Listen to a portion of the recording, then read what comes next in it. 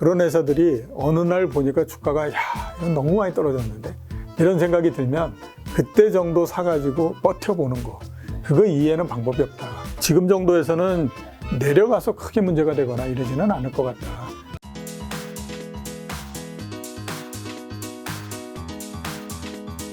자, 이번에 내신 세 번째 위기, 세 번째 기에서 빅스텝이 남긴 파문이라는 파트가 하나 있더라고요. 거기에서 좀 질문을 좀 들어볼까 하는데, 지난 6월 이제 CPI 지수가 전년 동월 대비 9.1% 상승하면서 이제 1981년 이후 41년 만에 최고치인데, 사실 뭐 피크아웃 했다는 얘기는 굉장히 많더라고요. 7월치가 이제 8월에 나오잖아요. 센터장님은 좀 어떻게 보고 계신가요? 제 인플레는 좀 그 피크아웃을 했고요. 앞으로 쭉 낮아져서 연말 정도 되면 미국의 물가 상승률이 6% 내지 5% 정도, 이런 정도로 떨어지지 않을까라는 생각이 듭니다. 물론 뭐 여러 가지 요인들이 있지만 그 유가나 이런 부분들도 좀 약해지고 그러는 그 국면이고, 또 하나는 뭐냐면 제가 잠깐 앞에서도 말씀을 드렸지만 지금의 세상이라고 하는 것이 물가가 그렇게 굉장히 오랜 시간 동안에 걸쳐서 아주 그 높게 그 올라가고 그럴 수 있을 만한 상황이 아니라고 봐야 되거든요. 그렇기 때문에 시간이 지나면 아마 좀 내려오지 않을까라고 보입니다. 사실 물가 때문에 이제 연준이 계속 금리를 올렸던 거잖아요. 연준금 하반기 기준금리 지금 3번 정도 남지 않았네, 올릴 수 있는 게. 어느 정도까지 인상할 거라고 보고 계신가요? 3%를 넘어가면 그 다음서부터는 아마 금리 인상은 추가적으로 별로는 없을 거라고 그렇게 생각이 됩니다. 그러니까 3% 정도 되면 그 다음서부터는 뭐 그렇게 금리가 낮다라고 보지를 않거든요. 그래서 아마 그런 부분들이 있을 거고, 또 하나는 뭐냐면 뭐 지금처럼 막 이렇게 금리를 인상하고 이러면 마찬가지로 반대쪽에서 뭔가 문제가 생길 가능성이 굉장히 높거든요. 예를 들어서 보면 경기 침체도 있겠지만 더 문제가 생기는 건 뭐냐면 금융위기가 발생할 수 있어요. 그러니까 버블이 만들어진 상태에서 금리를 굉장히 빠른 속도로서 올리면 그에 따라서 버블이 갑자기 붕괴를 해버리면서 이 문제가 생기고, 이렇게 되면 금융위기가 발생하고 이러는 것이 일반적인 형태잖아요. 그러니까 지금도 그럴 가능성, 이게 굉장히 큰 거거든요. 그렇기 때문에 3%를 넘어가게 되면 그 다음서부터는 연준이 지금처럼 이 난리를 치지는 않을 거다라고 생각이 듭니다. 그래서 추가적으로 금리 인상, 이거는 3% 넘으면 그렇게 크지는 않을 거다, 이렇게 보여요. 지난 7월 연준이 이제 기준금리 올리면서 사실 한국과 미국은 기준금리 역전상 이루어졌잖아요. 그러면 외국인 자금 유출이 좀 될 수도 있는 게 아닌가. 그래서 뭐 어떤 분들은 외환위기 이렇게 약간 좀 심하게 걱정하시는 분들도 있더라고요. 어떻게 보세요? 외환위기는 당분간은 뭐 나지는 않는다라고 봐야 되죠. 그러니까 뭐 우리가 한번 그 위기에 대한 트라우마를 갖고 있기 때문에 이게 문제가 생기면 뭔가 껐듯하면 그냥 뭐 외환위기가 나는 게 아니냐 뭐 이렇게 하지만, 우리나라에 그래도 외환보유고가 4,400억 달러 정도를 넘고, 그러니까 어느 정도 방어할 수 있는 능력은 가지고 있다라고 봐야 되는 거거든요. 그런 상태이고, 그 다음에 또 2000년대 들면서부터 주요국이나 이런 데에서 외환위기나, 그러니까 선진국 같은 데서 외환위기나 이런 것들이 발생하지 않는 이유는 환율 자체를 변동환율제로 완전히 그걸 했기 때문에, 그 외환위기라고 하는 것이 그 고정환율을 계속해서 유지하기 위해서 하다가 이제 문제가 생기는 거잖아요. 그렇기 때문에 상당한 부분들을 또 시장에서 흡수를 하는 형태가 되고, 그렇기 때문에 외환위기나 이런 것들은 발생하지 않을 걸로 그렇게 보이고요. 금리가 역전되고 했을 때에 과연 이제 외국 자금이 빠져나갈 거냐 안 나갈 거냐, 주식 투자 쪽에서 자금은 빠져나가지 않습니다. 그거는 뭐 그렇게 크게 변동이나 이런 것들은 없을 거라고 보이는데, 채권 쪽은 없을 거다라고 확신은 제가 못하겠다라는 생각이 듭니다. 그 전에 채권 쪽에서 금리가 역전된다고 하더라도 빠져나가거나 그러질 않았기 때문에 이번도 아니다라고들 많이 얘기하고 있잖아요. 근데 문제는 뭐냐면, 옛날에는 우리나라 채권을 갖고 있는 것이 외국인들의 비중이 4%, 3% 정도밖에 안 됐어요. 근데 지금은 10% 정도 되거든요. 그러니까 10% 정도가 되기 때문에 이제는 충분히 그 상황에 따라서 채권을 매도하고 이럴 수 있을 만큼이 된다라고 생각이 되거든요. 그래서 채권 쪽에서는 자금이 좀 빠져나갈 가능성은 있는데, 주식 쪽은 뭐 상한가가 30%니까 뭐 금리나 그다음에 환율이나 이런 거 가지고 매도하고 이러지는 않는다고 봐야죠. 주가가 안 좋을 것 같으면 매도하는 거고 뭐 이렇다라고 봐야 되죠. 연준이 근데 금리 인상하고 물가 잡으려고 노력하는데 계속해서 경기는 나빠진다는 느낌을 받아요. 경기는 좀 왜 점점 더 나빠질까요? 경기가 나빠지는 거는 당연하다라고 봐야 되죠. 그냥 한번 따져보시면요. 2008년도에 금융위기가 나고 2009년도서부터 경기가 올라오기 시작했잖아요. 2020년도에 코로나19가 발생하고 경기가 굉장히 한번 그랬었는데 그때는 경기가 안 좋은 기간이 2개월밖에 안 됐어요. 그러니까 이거는 특수한 요인에 의해서 일시적으로 경기가 안 좋았던 형태거든요. 그러니까 그거를 제외하면 2009년도서부터 시작해서 2021년도까지 13년 동안 경기가 확장이 되어 온 거예요. 그러니까 지금은 그냥 그 한다고 하더라도 한번 정리를 할 때가 됐다라고 봐야 되죠. 그러니까 자연적으로 정리를 할 때가 된 상태인데 자연적으로 경기를 정리해야 될 상태인데다가 금리를 굉장히 빠른 속도로서 올리다 보니까 자연적으로 경기는 안 좋을 수밖에 없다라고 봐야 됩니다. 그러니까 경기는 침체가 된다라고 봐야 되고 뭐 소프트 랜딩 한다. 소프트 랜딩은 무슨 소프트 랜딩이에요. 14년 동안 경기가 그렇게 오랜 시간 동안 확장을 해왔는데 그게 어떻게 소프트 랜딩으로 끝날 수 있습니까?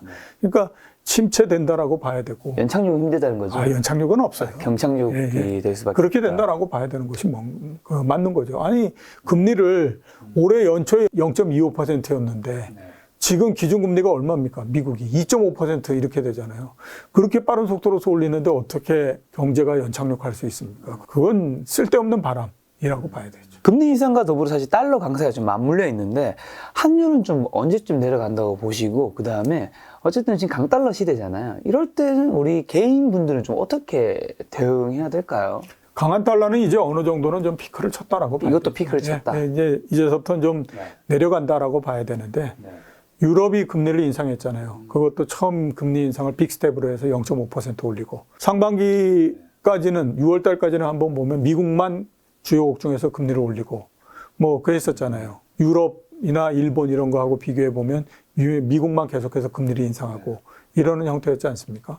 근데 이제서부터는 그 유럽도 금리를 인상하는데 유럽이 0.5%로 시작했는데 한 번 올리고 끝내지는 않을 거잖아요. 그러면 앞으로 금리를 인상하고 뭐하는 그 폭 이것도 상반기에 가장 벌어진 거고 하반기 되면 좁혀진다라고 봐야 되지 않습니까?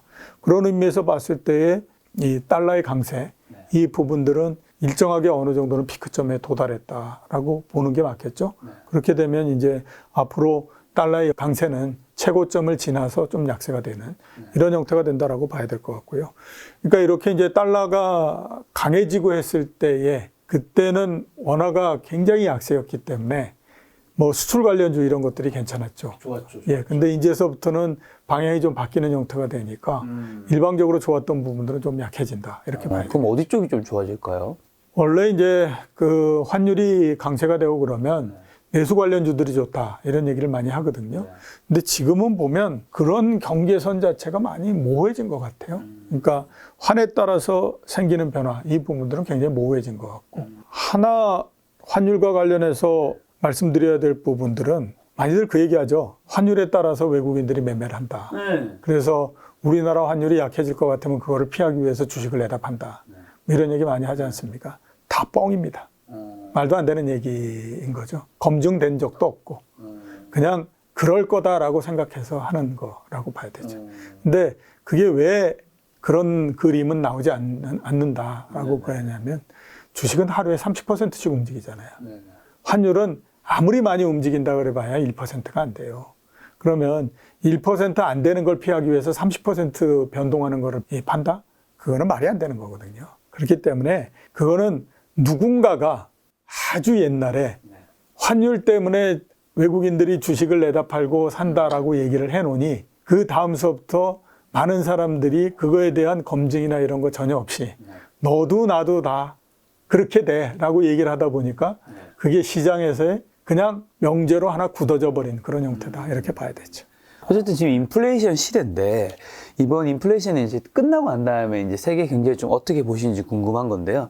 과거에 인플레이션 하고 난 다음에 1년 뒤에 주요국들의 경제 성장률은 좀 어땠는지랑 이번에 좀 어떻게 보시는지. 인플레가 본격적으로 문제가 됐던 것이 30년 전이에요. 30년. 예. 그러니까 그때하고 지금하고 굉장히 경제가 많이 바뀌었다라고 봐야 되죠.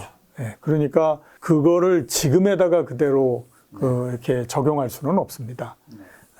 근데 과거 같은 경우에 보면 인플레가 있고 나서 한 1년 정도가 지나면 경기가 상당히 둔화됐다라고 하는 건 일반적이거든요. 그러면 올해 하반기 정도부터 경기 둔화되면 뭐 그 그림 나온다라고 봐야 되죠. 그리고 내년 정도까지 경기는 뭐 별로 그렇게 좋지 않은 상태를 쭉 가다가 그 다음에 이제 어느 정도 회복된다라고 봐야 되는데 이게 회복되면 그러면 아주 높은 성장으로서 다이나믹하게 올라가는 거냐? 그건 아니에요. 이미 2000년대 후반 정도 들면 2006년, 7년 이때에서부터 세계 경제는 저성장으로 들어갑니다라고 하는 건 그때에서부터 된 거거든요. 근데 지금 이미 그때로부터 시간이 얼마가 지났습니까? 15년 넘게 지났잖아요. 그러니까 보면 그 인플레이에 따른 효과가 그 영향이 다 사라진다고 하더라도 그 다음에 오는 국면은 상당히 성장이 낮은 그런 형태가 된다라고 봐야 되는 거죠. 성장이 다시 좋아진 거는 굉장히 힘든 것 같네요. 그러니까 우리가 이게 경제가 굉장히 좋아 이렇게 느낄 수 있는 시간은 앞으로 그렇게 별로 없습니다. 왜냐하면 그러니까 선진국이 될수록 경제 성장의 진폭이 굉장히 줄어들어 버리거든요. 그러니까 우리나라 같은 경우에도 경제가 안 좋다라고 하면 분기별 성장률이 1%대로 내려갔다가 경제가 좋아 그러면 3%대로 올라와요. 근데 1%대와 3%대에 그 보통 사람들은 그걸 체감하기가 굉장히 어려워요. 그러니까 항상 보면 경제는 항상 안 좋은 것 같은데 그러니까 이런 생각이 드는 거예요. 제가 정신 차린 이후 20살 때부터 지금까지 한 번도 경제 좋다는 말을 들어본 적이 없는 것 같은데 항상 옛날에도 보면요. 앞으로도 안 좋다. 경제가 좋다라는 얘기는 한 번도 들어본 적이 없어요. 좋아져도 실제로 내가 느끼기는 또 쉽지 않다. 네, 지금 우리 보면 옛날에 1980년대 중반 이럴 때 12%씩 성장하고 그랬는데 그럼 그때는 좋았다라고 얘기를 할 거냐.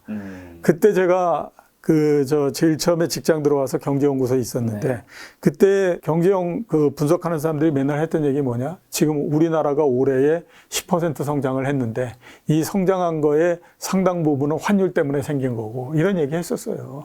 그러니까 경제 좋다라는 얘기는 참 하기가 어려운데 그게 1% 성장을 하다가 3% 성장을 한다라고 해서 사람들이 그러면 우리나라 경제가 좋아졌구나 이렇게 느낄 거냐. 절대 안 그렇겠다는 거죠. 저 요즘에 코인이나 주식에 투자했다가 실패했어도 뭐 구제책을 만들어주는 정책을 발표했는데 이런 정책이 우리 경제에 미친 영향 어떻게 좀 보세요? 한마디로 미친 정책이죠. 댓글도 보니까 좀 안 좋더라고요. 아니, 그렇죠. 우리가 그런 걸 보존해 줘야 되냐 이런 말도 좀 있긴 하더라고요. 아주 안 좋은 정책이다라고 하는 거는 명제잖아요. 투자는 자기 책임하에서 해야 된다. 그렇죠. 그리고 그거에 따라서 생긴 이득도 자기 거고 그렇죠. 손실은 자기가 알아서 해야 된다라고 하는 거잖아요. 근데 그거를 어떤 형태로든지 조금 보존해 주겠다라는 쪽으로 나온 거잖아요. 그거는 문제가 굉장히 심한 거죠. 문제는 뭐냐? 이런 선례를 만들어 놓게 되면 그 다음에 또 어려워질 때마다 그거에 대한 요구를 계속해서 합니다. 그렇게 되다 보면 나중에 배가 산으로 가는 형태가 되죠. 1989년도서부터 경제가 주식시장이 안 좋아지기 시작했어요. 그때는 우리나라 주식시장이 85년 이전까지는 거의 전당포 수준이었거든요. 그러다가 종합주가지수 코스피 150에서부터 시작해서 1000포인트까지 올라가고 그게 3년 반 정도 됐으니까 얼마나 갑작스럽게 사람들이 투자하는 사람도 늘고 이렇게 했겠습니까? 그러다가 주가가 처음으로 하락을 했던 거였거든요. 그러니까 온갖 사람들이 정부에다가 아무튼 가진 요구를 다 하는 거예요. 그러니까 한국은행이 발권력을 동원해서 주식을 주가 하락을 막겠다 이런 것도 있었고 중간에 가면 투신사들한테 보장형 펀드라는 걸 만들어라 라고 얘기를 했어요. 보장형 펀드가 뭐냐면 3년 동안 기한으로 크로즈 펀드를 만들어요. 그러니까 중간에는 특별한 일이 없는 한 돈을 빼내가지를 못하는 거예요. 그런데 3년 동안 투자를 해가지고 이 수익이 나면 그건 네가 가져. 대신에 만약에 마이너스가 나거나 이런다고 하더라도 은행 정기예금만큼은 보존을 해주는 거예요. 너무 좋은데요? 네, 그렇죠. 그러니까 어떤 형태가 주가가 어떻게 되든지 아무튼 그때 이제 정기예금 금리가 한 10%다라고 하면 3년 후에 30%는 그냥 보장을 해주는 거예요. 그 다음에 주가가 30% 이상 더 올라가면 그건 네가 갖는 거고 3년 동안 그거보다도 덜 하더라도 아무튼 30%는 가져 이렇게 된 거예요. 근데 주가가 엄청나게 떨어집니다. 그 문제는 뭐냐? 30%는 채워줘야 되는데 그 손실을 누가 하겠어요? 그러니까요. 투신사들한테 니네가 따와놔 이렇게 돼버린 거죠. 그러면서 투신사들이 다 부실이 돼버렸고 그러면서 그 조탄 한투, 대투, 국민투신 이런 데가 다 부실이 돼가지고 다 나자빠져버리는 형태가 돼서 그 부실한 회사들이 결국에 나중에 가면 지금 팔려가지고 하나대투가 되고 그 다음에 또 저기 뭐 이렇게 동원증권에 넘어가서 한국투자증권이 되고 이렇게 됐잖아요. 그런 전례를 만들기 시작하면 그 모양 그 꼴이 돼서 나중에 그거에 따라서 엄청나게 많은 힘을 거기다 쏟아부어야 된다라고 하는 거예요. 그러니까 아예 사람들한테 당신들의 책임하에서 했기 때문에 손실이 난다고 하더라도 당신들이 알아서 하십시오. 이것 때문에 당신들의 인생의 절반이 날아간다고 하더라도 그건 어쩔 수 없는 겁니다. 이건 당신들이 알아서 하셔야 될 부분입니다. 이렇게 돼야 되는데 그게 아니고 뭘 어떻게 해주겠다라고 하게 되면요. 사람은 항상 시간이 지나서 어려워질 때마다 손을 계속해서 벌리게 됩니다. 그때 이거 해줬으니까 이거 해줘야 되는 거 아니에요? 이렇게 그어야 되는 거예요. 그러면 어쩔 수 없이 또 끌려 들어가는 형태가 되는 거죠. 악순환이 시작될 수 있는 의도와 다르게. 자, 그러면 앞으로 좀 어떤 포트폴리오 가져가야 할지 불안한 투자자분들에게 추천하는 이제 주식만으로 기반으로 했을 때 종잣돈 5천만 원 정도 있다면 좀 어떻게 하면 좀 좋겠습니까? 제가 옛날서부터 많이 생각을 해본 게 있거든요. 어떻게 하면 개인 투자자들이 손실을 안 볼 건가? 라고 하는 생각을 굉장히 많이 해봤어요. 방법은 딱 하나뿐이 없다라는 생각이 들더라고요. 우리나라에 가장 대표되는 그 회사들이 있지 않습니까? 주식. 그러니까 삼성전자도 그렇고, 뭐, 그 다음에 현대차도 그렇고, 뭐, 이렇게 해서. 그런 회사들이 어느 날 보니까 주가가, 야, 이건 너무 많이 떨어졌는데? 이런 생각이 들면, 그때 정도 사가지고 버텨보는 거. 그거 이해는 방법이 없다라는 생각이 들었거든요. 저는 그렇게 포트폴리오를 짜셨으면 하는 생각이. 왜 그거 빼고는 방법이 없나요? 그러니까 뭐, 물론, 다른 것들 굉장히 많죠. 그러니까 뭐 중소형주에서 테마가 해가지고 뭐 이렇게 막 하고 그럴 것도 있는데, 근데 그게 일반 투자자들이 하기에는 그렇게 쉬운 일이 아니더라고 하는 거예요. 그러니까 증권회사들에서는 뭐 이런 종목 좋고 저런 종목 좋고 뭐 이런 얘기를 하지만요. 그게 일반 투자자들 하기가 그렇게 쉬운 일이 아니에요. 그렇다면 방금 말씀하신 삼성전자는 현대차든 이렇게 우량한 회사들을 이제 정말 저렴해질 때 사서 버티라고 하셨는데 지금이 그 버티도 되는 시점인가요? 네, 삼성전자 정도는 지금 정도에서는 시간상의 문제일 뿐이지 내려가서 크게 문제가 되거나 이러지는 않을 것 같다라는 생각이 들고요. 그 다음에 또 뭐 얼마 전까지 진짜 뭐 이게 나쁜 주식 처분을 받고 그랬지만 네이버나 이런 데도 뭐 보면 뭐 그렇게 뭐 문제될 거 있겠어? 뭐 이런 생각이 들거든요. 그러니까 그 항상 가격이 낮을 때에는 그렇게 그 회사가 안 좋아 보일 수가 없습니다. 그죠? 근데 그거를 넘어야 되기 때문에 그런 걸 한번 생각해 보실 필요 있지 않나요? 하반기 증시 투자 포인트랑 눈여겨봐야 될 변수 뭐 한두 가지만 말씀해 주신다면. 글쎄, 하반기 주식시장은 앞에서 말씀드렸던 것처럼 이미 제가 봤을 때는 주식시장은 박스권을 만든 거예요.